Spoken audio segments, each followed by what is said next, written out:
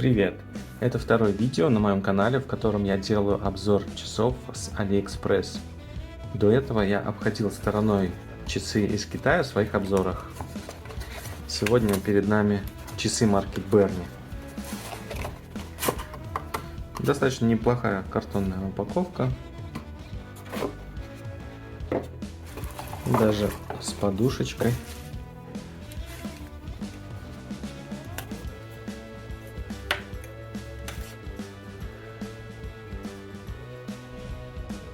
Интересно, что я взял их в руки, и они уже начали идти, хотя я их не подводил. Не жесткий ремешок, достаточно приятный, и пахнет кожей.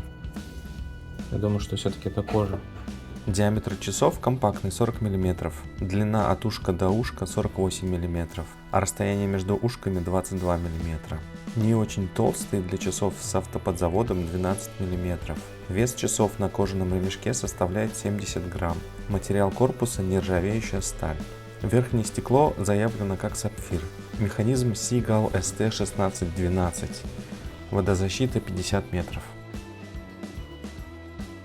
Несмотря на низкую цену, производитель не стал жестко экономить на качестве и деталях. Механизм Seagull ST1612 китайский с автоподзаводом. Он создан на базе Miyota 8215, но немного улучшен. Ротор в нем вращается в обоих направлениях. Механизм считается надежным и проверенным временем. Имеет ручной завод, быстрый перевод даты и стоп-секунду. А также имеет запас хода 36 часов. Обработка мостов и колес простая, но на роторе выгравировано название бренда, хотя все надписи, видимо, выжжены лазером. Ремешок оснащен устройством быстрой смены. Кожа мягкая и приятная на вид, и тактильна.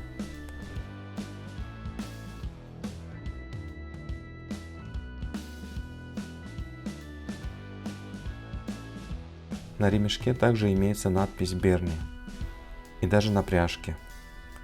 Мне нравится такое внимание к деталям. Очень странное светонакопительное исполнение. В темноте светятся метки на 3, 9 и 12 часов.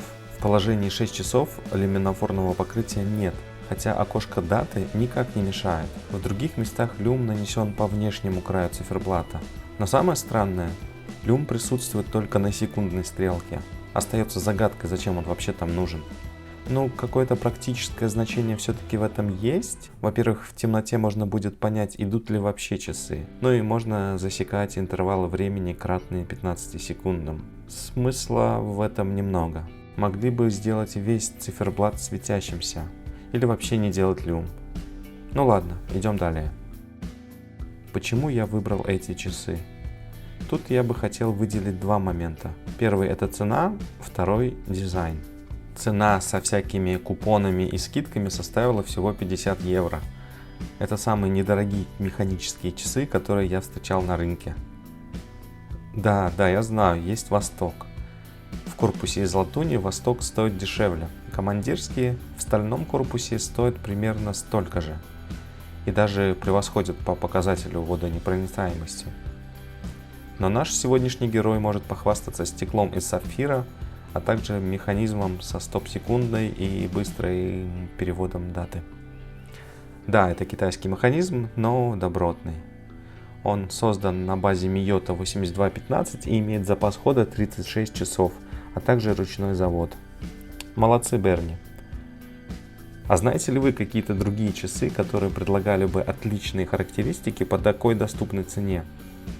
Напишите, пожалуйста, в комментариях, если знаете. Ну и, конечно, нужно сказать несколько слов о дизайне этих часов. Это, но в большей мере похожая модель Bernie создана под вдохновением швейцарских железнодорожных часов. У них метки без цифр, а в остальном те же часы. Что это за такие знаменитые швейцарские станционные часы? В 1944 году швейцарский инженер создал часы для федеральных железных дорог Швейцарии. Их дизайн обеспечивал отличный контраст черных меток на белом циферблате с четкими ровными линиями и стал иконой индустриального дизайна. Так что даже компания Apple в версии iOS 6 имела такую иконку для приложения часы. Это даже было предметом судебного разбирательства. Теперь их приложение имеет другой дизайн. Сначала часы не имели секундной стрелки, но 10 лет спустя ее добавили. Характерной особенностью является плавный ход секундной стрелки, а также остановка в положении 12 на 1,5 секунды. Получается, что секундная стрелка проходит круг за 58,5 секунд и ждет перемещения минутной стрелки на одно деление вперед и дальше продолжает свой ход. Все часы на станции синхронизированы с мастер-часами автоматически. Секундная стрелка выделяется своим красным цветом и уникальной формой, напоминающей сигнальный знак. К сожалению, у меня есть только фотографии с этими часами из Швейцарии. Но интересно, что, например, в Германии внешний вид станционных часов очень напоминает швейцарский. Четкие черные линии меток и стрелок на белом циферблате. Секундная стрелка либо отсутствует вовсе, либо присутствует и имеет похожую форму, окрашена красным, тоже имеет плавный ход, но скелетонизированный.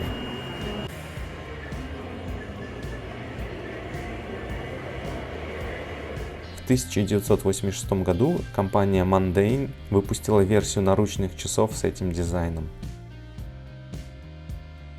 Часы с моего обзора отличаются. Я намеренно выбрал эту модель, которая хоть и вдохновлена знаменитыми вокзальными часами, но в то же время имеет важные отличия. Это главным образом цифры на циферблате.